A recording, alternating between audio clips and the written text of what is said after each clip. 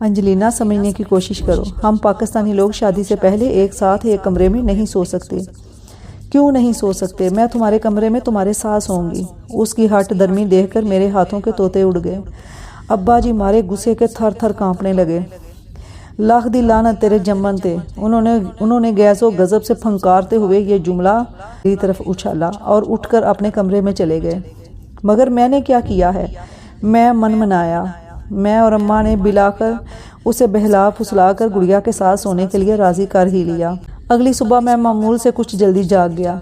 दिल में सारी रात ये ख्याल करवटें लेता रहा कि अंजलिना हमारे घर की छत के नीचे मुझसे कुछ फासले पर महुए ख्वाब है, और ये ख्याल बड़ा ही सनसनीखेज और लज्जत आफरीन था।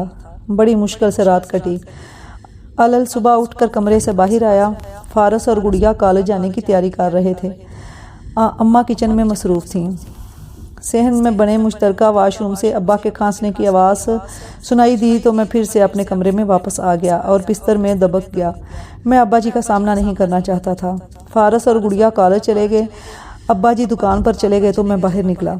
गुड़िया के कमरे में झांका, देखा कि अंजलिना अभी तक सो रही है, मगर उसका लिबास देखकर मेरे ओसान खता हो गए। वो एक स्लीपिंग गाउन में मलबूस सो रही थी। गाउन टांगों से ऊपर ही ख़त्म हो जाता था। उरियां टांगें दावते नज़ारा दे रही थीं। मैंने कंबल उठाकर उसकी टांगों पर डाला और बाहर आ गया। अम्मा किचन में नाश्ता बना रही थीं। मैंने अम्मा के पास बैठकर नाश्ता किया और छत पर आ गया। नवंबर की मीठी मीठी धूप जिस्म को भली लग रही थी। थोड़ी देर छत पर टहलता रहा और सोचता रहा कि अंजलिना को कैसे जगाऊं।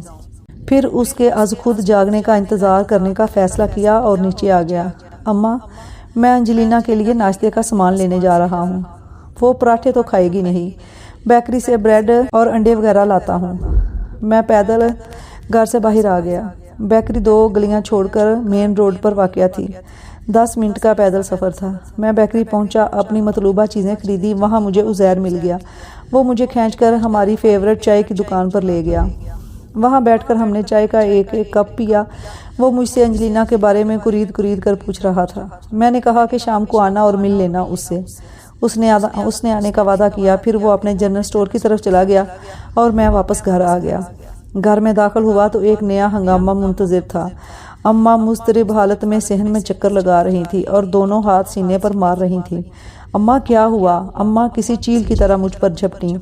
मत पूछो क्या हो गया। समझो वो हो गया जो मैंने पूरी ज़िंदगी में नहीं देखा था। हिजान के मारे अम्मा की आवाज़ कांप रही थी। अम्मा की बातें सुनकर मैं परेशान हो गया। आखिर बताएं तो सही हुआ क्या है? अंजलिना कहाँ है? अम्मा, महरून माँ होने वाली तगय्युराती तब्दीली को मैंने आज खुद अंजलिना की साथ से जोड़ लिया था। अंजलिना की वजह से ही तो इज्जत की धज्जियाँ उड़ गईं। किसी को मुंह दिखाने के काबिल नहीं रहे हम लोग।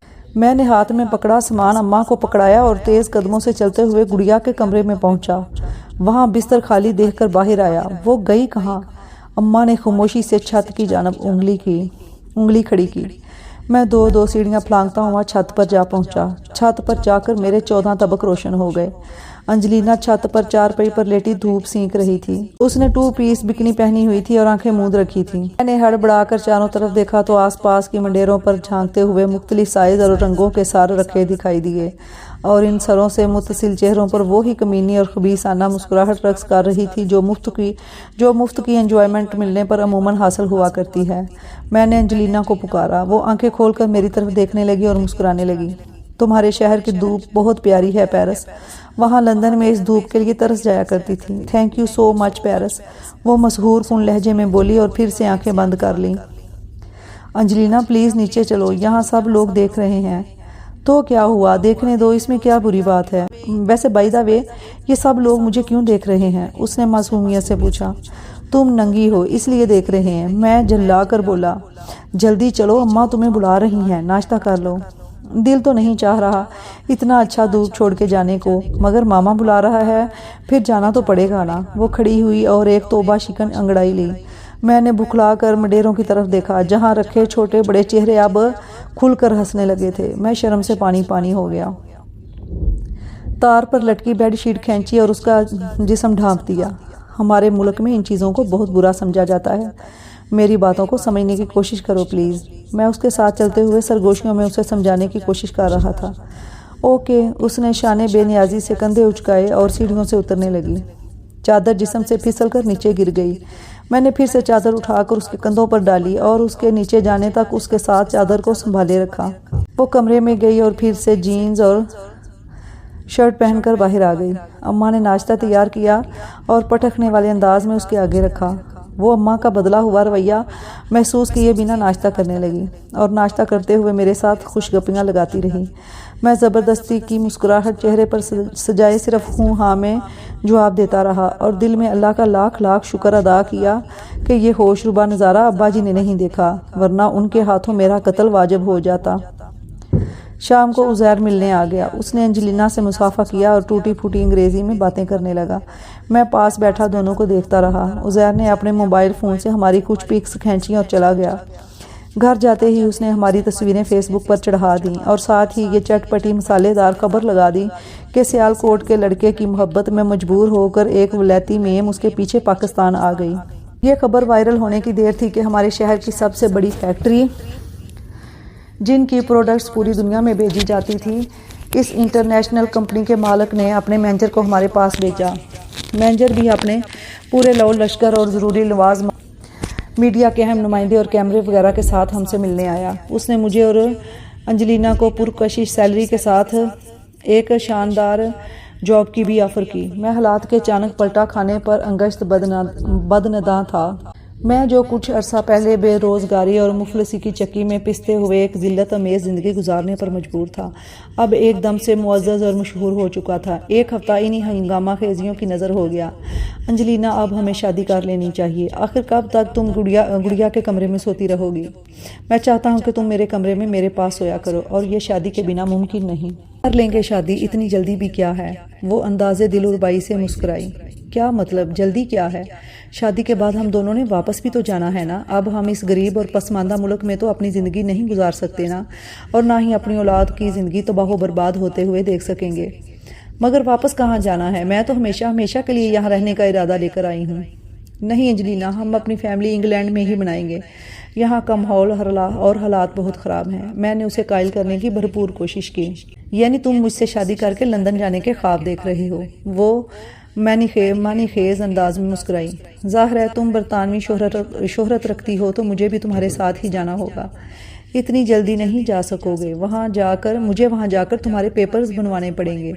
کتنا ٹائم لگے گا پیپرز بنوانے میں؟ یہی کوئی 6-7 ماہ، اس نے جواب دیا۔ کوئی بات نہیں، میں تمہارے بنا یہ 6-7 ماہ اوکھا سوکھا ہو کے گزار لوں گا۔ میں نے لہجے میں حتل مقدور رقت بھرنے کی کوشش کی۔ اب میں اسے کیسے بتاتا کہ میں اس سے شادی ہی انگلینڈ جانے کے لیے کرنا چاہتا تھا، اور انگلینڈ جا کے سیٹلڈ ہونے کا خواب صرف میرا اکیلے کا نہیں بلکہ پوری فیملی کا تھا۔ اماں اس چھت والے واقعہ کے بعد سے انجلینا سے کھچی سی رہنے لگی تھی۔ اگر میں یہ کہتا کہ صرف میرے فیوچر کی وجہ سے اماں اور ابا اس کا وجود اس گھر میں برداشت کر رہے تھے تو غلط نہ ہوتا، ورنہ ان کا بس چلتا تو انجلینا کو کان سے پکڑ کر باہر نکال دیتے، اور اگر بات صرف خالی میرے مستقبل کی ہوتی تو شاید وہ برداشت کی اس انتہا کو کبھی نہ پہنچتے۔ در حقیقت انہیں میرے فیوچر کے ساتھ ساتھ فارس اور گڑیا کا فیوچر بھی برائٹ ہوتا نظر آ رہا تھا۔ ایک رات میں حسب عادت و حسب معمول انجلینا سے شادی کے خواب دیکھ رہا تھا۔ خواب میں وہ لال جوڑا پہنے میری دلہن بنی حجلہ عروسی میں بیٹھی تھی، اور میں کالی شیروانی پہنے اس کے سامنے اس کا ہاتھ تھامے بیٹھا اس کے حسن کی تعریف میں زمین و آسمان کے کلابے ملا رہا تھا، جب اچانک اماں نے میرے سینے پر 2 ہتھڑ مار کے میرے ارمانوں پر شب خون مارا۔ میں ہڑبڑا کر اٹھ بیٹھا۔ اماں کیا کرتی ہو؟ جگانے کا یہ کون سا طریقہ ہے بھلا؟ اس طرح بندے کو ہارٹ اٹیک بھی ہو سکتا ہے۔ ہارٹ اٹیک تو تجھے ویسے بھی ہو جانا ہے نامعقول، یہ خبر سن کر۔ کون سی خبر اماں؟ میرے دل کی دھڑکن تیز ہوئی۔ تمہاری انجلینا بھاگ گئی۔ اماں نے گویا بم پھوڑ دیا۔ بھاگ گئی؟ میں بہت چنکا رہ گیا۔ اچھی طرح دیکھو اماں، چھت پہ ہوگی، دھوپ سینک رہی ہوگی۔ وہ اپنے کمرے میں موجود نہیں ہے۔ چھت پر دھوپ سینکنے جاتی تو اپنا سامان ساتھ لے کر نہ جاتی۔ یقین نہیں آتا تو جا کر خود دیکھ لے۔ میں لڑکھڑاتا ہوا اٹھا اور گرتا پڑتا گڑیا کے کمرے میں جا پہنچا۔ گڑیا بھی پریشان نظروں سے کھڑی میری طرف دیکھ رہی تھی۔ گڑیا، انجلینا کہاں گئی؟ میں نے پوچھا۔ مجھے نہیں پتا بھائی، جب میں جاگی تو وہ غائب تھی۔ کہاں جا سکتی ہے؟ میں زیر لب بڑبڑایا۔ اس کا سامان بھی غائب تھا۔ دل کو سمجھا لے، وہ صرف وقت گزارنے کے لیے یہاں آئی تھی، تمہیں الو بناتی رہی اور ہم سب کو گدھے۔ پورا مہینہ ہم سب سے مفت کی خدمتیں کرواتی رہی مہارانی، اور جب اس کا دل بھر گیا تو یہاں سے چلتی بنی۔ اماں کی زہر افشانی ساتھ ساتھ جاری تھی۔ ایسا کیسے ہو سکتا ہے اماں؟ اس نے مجھ سے شادی کرنے کا وعدہ کیا تھا۔ میں روحانسا ہو رہا تھا۔ میں نے آگے بڑھ کر اس کی سائیڈ والا تکیہ اٹھایا تو نیچے سے ایک کاغذ کا پرزہ برآمد ہوا۔ میں کھول کر پڑھنے لگا۔ انجلینا نے انگریزی میں میرے نام ایک پیغام لکھا تھا۔ ہائے پیرس، آج تمہیں ایک سچائی سے آگاہ کرنا چاہتی ہوں۔ میں پاکستان تم سے شادی کرنے کے لیے نہیں آئی تھی، بلکہ کسی اور مقصد کے لیے آئی تھی۔ چند ماہ پہلے لاہور کے ایک پروڈیوسر سے لندن میں ملاقات ہوئی تھی۔ وہ اپنی فلم کی شوٹنگ کے سلسلے میں اپنے یونٹ کے ہمراہ لندن آیا تھا۔ اس نے ملاقات کے دوران مجھے اپنی نیکسٹ فلم میں بطور ہیروئن لینے کا وعدہ کیا۔ ایک ہفتہ ہم نے وہاں بہت اچھا وقت گزارا۔ ایک ہفتے بعد وہ واپس آ گیا اور اپنا وعدہ بھول گیا شاید، مگر میں اس سے رابطے میں تھی۔ جب وہ مسلسل ٹال مٹول سے کام لیتا رہا تو میں اس کے پیچھے پاکستان آ گئی۔ لاہور اس کی رہائش گاہ پر گئی تو پتہ چلا کہ وہ ایک ماہ کے لیے سنگاپور گیا ہوا ہے، کسی نئی فلم کی شوٹنگ کے سلسلے میں۔ میرے پاس کسی اچھے ہوٹل میں رہنے اور کھانے پینے کے لیے مناسب بندوبست نہیں تھا، یعنی اتنی رقم نہ تھی کہ ایک ماہ کے لیے کسی ہوٹل کا انتظام کر سکتی۔ پھر اچانک میرے ذہن میں تمہارا خیال آیا اور میں تمہارے دیے ہوئے ایڈریس پر یہاں آ گئی۔ تم اور تمہاری فیملی نے بہت اچھا سلوک کیا میرے ساتھ۔ میں ہمیشہ تم لوگوں کو یاد رکھوں گی۔ بس ایک بات کا ہمیشہ افسوس رہے گا کہ تمہارے گھر میں رہنے اور تمہاری ہمدردی حاصل کرنے کے لیے مجھے تم سے شادی کا جھوٹا وعدہ کرنا پڑا، جس کے لیے میں بہت شرمندہ ہوں۔ ہو سکے تو مجھے معاف کر دینا، انجلینا۔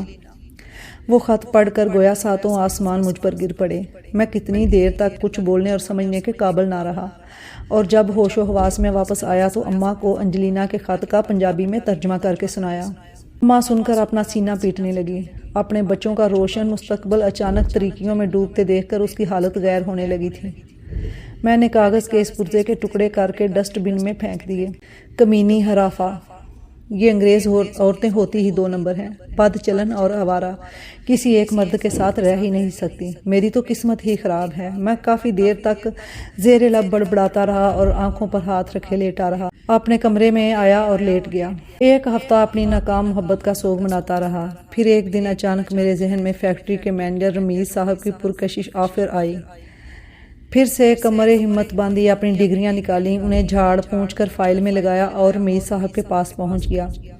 انجلینا صاحبہ کہاں ہیں؟ انہوں نے کاغذات کے پلندے کو الٹ پلٹ کر دیکھتے ہوئے سرسری سے انداز میں پوچھا۔ وہ تو واپس چلی گئی، میں نے اپنے سوکھے ہونٹوں پر زبان پھیری۔ سوری، یہ جاب کی آفر ان کے لیے ہی تھی اور ان کے حوالے سے ہی آپ کو ملنی تھی۔ اگر وہ نہیں رہیں تو آپ کو بھی ہم نہیں رکھ سکتے۔ اس نے فائل میرے آگے پٹکی۔ میں نے وہ فائل اٹھائی، مینیجر پر 1000 لعنت بھیجی اور مرے مرے قدموں سے چلتا ہوا دفتر سے باہر آ گیا۔ دماغ جیسے 7ویں آسمان پر پہنچا تھا، اس سے بھی زیادہ تیز رفتاری سے زمین پر واپس آیا تھا۔ اب میں تھا اور میری بے روزگاری تھی، مایوسی تھی اور شدت کی لاچاری تھی۔ بالآخر حالات سے مجبور ہو کر جھوٹی شان اور انا کو ایک سائیڈ پر رکھا اور فاسٹ فوڈ کارنر کھول لیا، جو دیکھتے ہی دیکھتے چل نکلا۔ گھر میں خوشحالی آ گئی۔ میں نے دوسروں کے سہارے تلاش کرنے چھوڑ دیے تھے اور حقیقت کی دنیا میں جینا سیکھ لیا تھا۔ جیسے ہی اپنے زور بازو پر بھروسہ کرتے ہوئے زندگی گزارنے کی ابتدا کی، زندگی آسان سے آسان تر ہوتی چلی گئی۔ اماں ابا میری بدلی ہوئی روش کو دیکھ کر بہت خوش تھے۔ بزنس سیٹ ہوا تو اماں کو میری شادی کی فکر لاحق ہونے لگی۔ انہوں نے اپنی بھانجی کا ہاتھ میرے لیے مانگ لیا۔ یوں سادگی سے منگنی طے پا گئی اور زویا میرے نام سے منسوب ہو گئی۔ ایک دن دکان سے لنچ کرنے کے لیے گھر آیا تو صحن میں انجلینا بیٹھی ہوئی تھی۔ اس کا چہرہ ستا ہوا تھا اور پہلے والا رنگ روپ اور شادابی ناپید تھی۔ اسے دیکھ کر میرے تن بدن میں آگ لگ گئی۔ کیوں آئی ہو یہاں؟ میں چلایا۔ پیرس میری بات سنو پلیز۔ وہ گڑ گڑائی۔ نکل جاؤ یہاں سے اور دوبارہ کبھی اپنی شکل مت دکھانا۔ پہلے میری پوری بات تو سن لو۔ اگر میری آفر پسند نہ آئے تو چلی جاؤں گی۔ میں تم سے شادی کرنے کے لیے آئی ہوں۔ شادی کے بعد ہم دونوں انگلینڈ چلے جائیں گے، وہاں اپنی فیملی بنائیں گے۔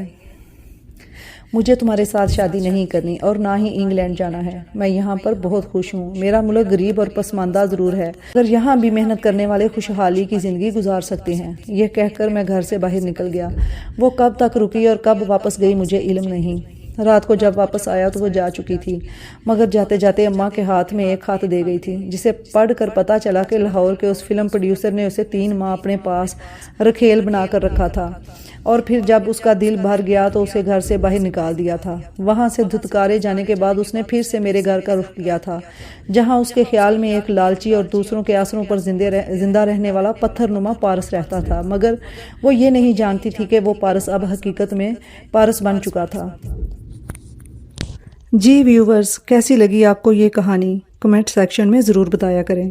چینل کو سبسکرائب کر دیں اور بیل آئیکن کو بھی پریس کر دیں تاکہ میں ایسی ہی مزے کی کہانیوں والی ویڈیوز بنا کر آپ تک پہنچاتی رہوں۔